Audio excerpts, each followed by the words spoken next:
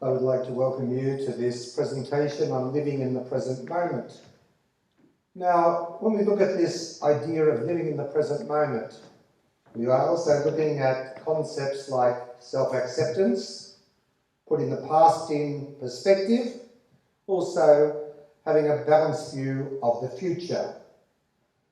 So to get started, a few years ago there was a movie entitled The Ugly Truth. Now, in many ways, it was a movie about the need to belong and the need we have to have relationships. In order to get involved in a relationship, what the person did in the movie was to become somebody totally different from themselves. In other words, she became a pretend person, so the other person would not see what she was really like. Now, the problem with such an approach to life is that the act has to continue. And after a while, it really becomes impossible. And if you try to continue it, you just destroy yourself. Now, look, we do have a need to belong. We do have a need to form relationships. We do need to like ourselves as we are. You know, for many years, I've been observing so many people just destroy their potential by doing what I would regard as stupid things. Now, I understand why it happens, but I also believe that in many cases these people have been conned through the media of television, movies, magazines, the internet and so on. We have been sold a picture of what is needed to be happy. And the message always begins with the fact that we are not good enough of ourselves. The point I'd like to make is that's simply not true. It is quite usual to hear people bemoaning the ills of the world today. They often talk about the good old days or something that may happen way into the future. One of the things that they fail to take into account is the plan of God himself. In his infinite wisdom, God decided that 100 years ago was not a good time for me to be on this planet.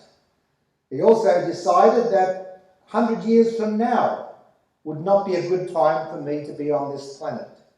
In his infinite wisdom, he has decided that now is the best possible time for me to be around. And that is true of each and every one of us.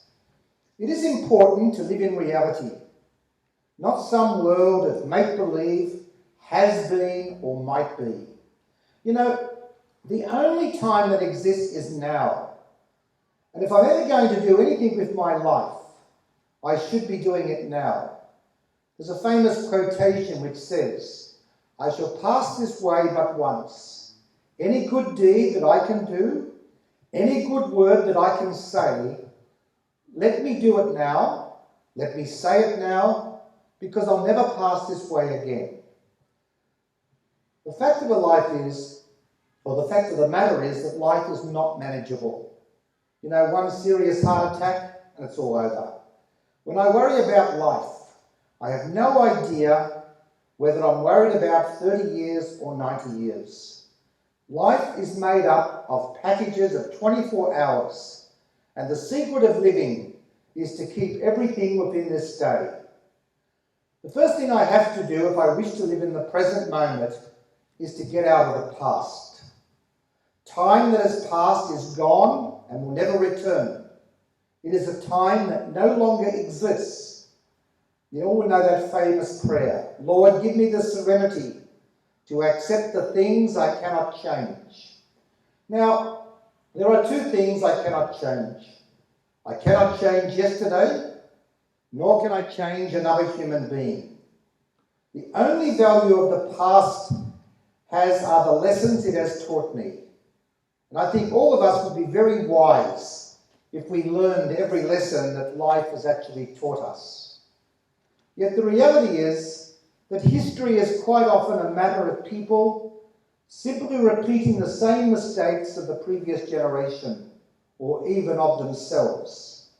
I hope we realise, for example, that salvation is a wonderful gift. It's not something I get when I die. Rather, it is a grace given me by God to start again any moment I choose. I can start again at any moment in my life. So today really is the beginning of the rest of my life. Just as the past no longer exists, so the future does not exist yet. It's not mine. I can't presume it. I can't try to control it.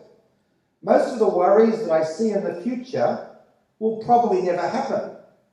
And there's no guarantee that I will be alive to experience them if they do happen.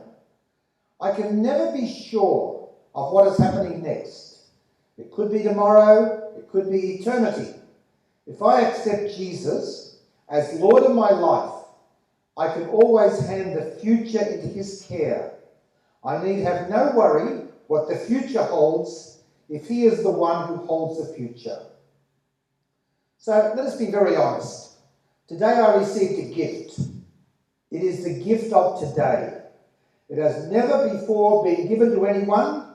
It will never be given to anyone again. And written on the gift are the words, batteries included.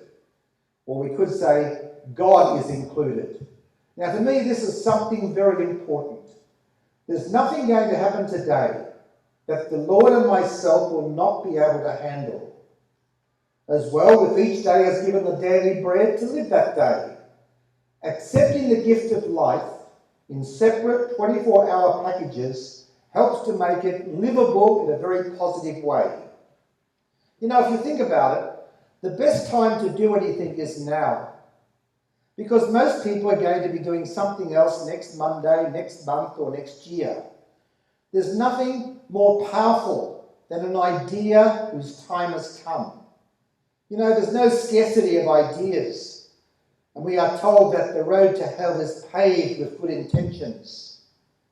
But I become a real person when I become a person of now and things begin to get done. You know, I remember reading a quotation by Thoreau which stated, "Life is a mystery to be lived. It is not a problem to be solved." Now, let's take another example. Let's suppose I'm giving a talk to a group of people in a room.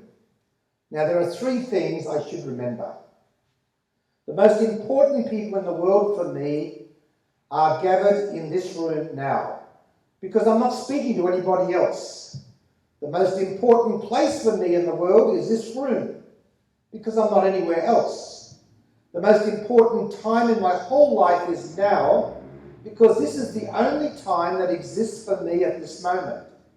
The combination of these 3 points actually ensures that I'm totally present for others. There are many blessings resulting from the use of this gift of living in the present moment, and it should be sought out with eagerness and sincerity by us all, because in exercising this gift, I become an attentive listener, a sincere and genuine speaker, a real and a warm friend. The acquiring and practice of this gift can transform a personality for the better, and all those around will benefit from it. Now, I am speaking from purely a Christian perspective, but everything I have said could help everybody, whatever faith they have, even if they have no faith. Living life in the constant tension between the past and the future must cause great wear and tear on the nervous system. We put ourselves, in a sense, on the cross of our own making, with one arm stretched out to change the past and the other stretched out to arrange the future. There's so much nervous energy going into this that there's very little left for the present. It must be difficult, if not impossible, to develop worthwhile relationships or creative talents while there's so little of me present in the present moment. To practice and to achieve living in the present can bring all of us a life beyond our wildest dreams. Now, the point I'm trying to make is that living one day at a time is the only realistic way to living, the only way to obtain the full meaning of life. It's not good enough, as we've seen, to live in the past, because what has happened cannot be changed. It's now history, and for better or worse, we're stuck with it. Certainly we may have fond memories of what has been at certain times. As well, we'll have regrets about some events that occurred and about some of our actions. And we do have to live with some of the consequences of the past. However, it is important to realise we can't live in the past, and we cannot afford to live our lives resentful or regretful or angry about the past. For to do so is the path to self-destruction, and it is the blinding of ourselves to what is being offered by life in this moment. And as we've seen before, to try and live in the future is not the answer, because we do not know what the future holds for us. Look, I'm quite sure my parents and your parents had the same questions that we have. Parents invest many years full-time in the lives of their children, and the questions must occur as what's going to happen when the children grow up and leave home. The answer to that question is the same for all people. We simply begin a new phase of life, a phase of life which is still in the future. What is more, we can't be sure we're going to have that future. We really have no idea what the future will bring. We don't know what friends we will have, and in fact, a whole series of I don't knows is written about the future. Now, I've said this before, but it has to be reinforced. We can't afford to live in the past. We can't afford to be focused on the future. Naturally, we're all anxious about the future to some extent, but it should not be the motivating factor of our lives, nor is the meaning and purpose of our lives to be found in this. What the future will be to us, what meaning our lives will have, is found only in our approach to daily living. And this, of course, brings us back to living one day at a time, living day by day. Of course, there is also a danger in this approach. We can have the tendency to see each day as a matter of survival, which is not what it's meant to be. Certainly, this approach to living aims at concentrating on today's difficulties and positives, but that's only part of the story. The importance of each day is that today will provide the meaning of our lives. Our approach to life is found in the meaning of our lives today. What direction our lives are heading in is found in the direction we choose today. So, another point we probably have to add to this. Happiness is not found in our circumstances, but in ourselves. It's not something we see like a rainbow or feel like the heat of a fire. Happiness actually is something we are. You know, some people tell themselves, if only they could find the right person to live with or be intimate with, they would be happy. Such people never seem to discover that being the right person is more important than finding the right person. So we come now to this God dimension. The reason is that God created each one of us, and the meaning of our lives is actually found in our relationship with Him. In the final analysis, after all our efforts, only God can give meaning to the life of every person. To avoid this fact is actually to put ourselves in an impossible situation. So, let's look at this. To live one day at a time, we need what could be summed up in one word: commitment. We need a commitment to life, an acceptance of life that is good and enjoyable, and that there is a meaning and a purpose in everything that happens to us. We need a commitment to love, a real belief that God has created us to be loving people, a belief we express by loving God each day, by being loving towards each person who crosses our path, and by loving ourselves and accepting that we are wonderful, unique, and valuable people. Each day is an opportunity to become more loving, more aware of our giftedness to others and to ourselves. Secondly, we need a commitment to growth. Each day is a gift event. No matter what marvellous things happen or what horrendous things occur, no matter how humdrum or monotonous the day is, our God is inviting us to grow during this day. So it is important to take a positive stance each day. And in this, it's necessary to be objective. That is, to be able to stand back and look at our lives as if we were a third party. So, at the beginning of our day, let us take time to look at the day we're going to face, to work out how we're going to live this day positively rather than exist or survive. To work out, today, how am I going to be more loving, more patient, kind, accepting, unselfish, persistent, helpful, caring, and so on to our God, to others, and to myself. During the day, we can review this exercise whenever we feel it is necessary. Now, at the end of the day, let us review the day that has been, to work out the gifts we have received, to work out all that we should be grateful for, and to look at the areas we have failed in. What is important is to believe that all days, whether good or bad, are learning events. All days have lessons for us to learn. All days offer us a challenge to live, an opportunity to love, and the chance of growth. A bad day is never the end. It is over, even if the causes of that bad day are still with us. If something can be learned from that day, that is the blessing of that day. So by way of conclusion, Jesus Christ came into the world to teach us how to live. And he taught us the philosophy of living one day at a time.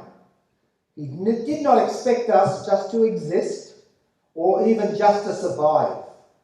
He told us to live.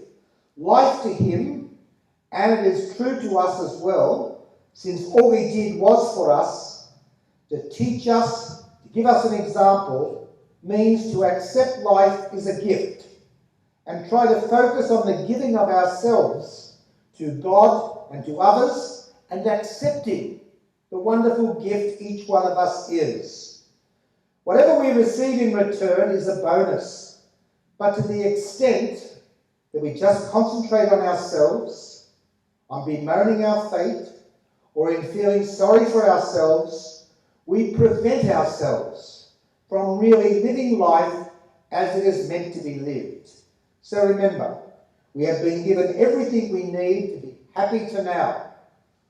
Now, the other point is the importance, the gift of each day, and to live that as fully as possible.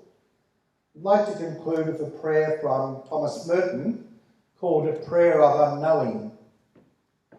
My Lord God, I have no idea where I am going. I do not see a decision to turn the road ahead. I cannot know for certain where it will end. Nor do I really know myself.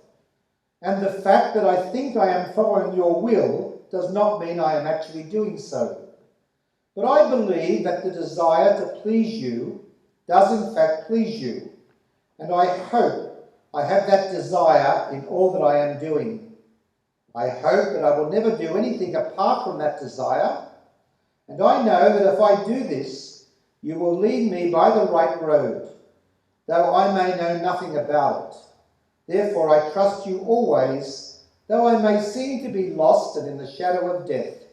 I will not fear, for you are ever with me, and you will never leave me to face my perils alone. Amen. Thank you.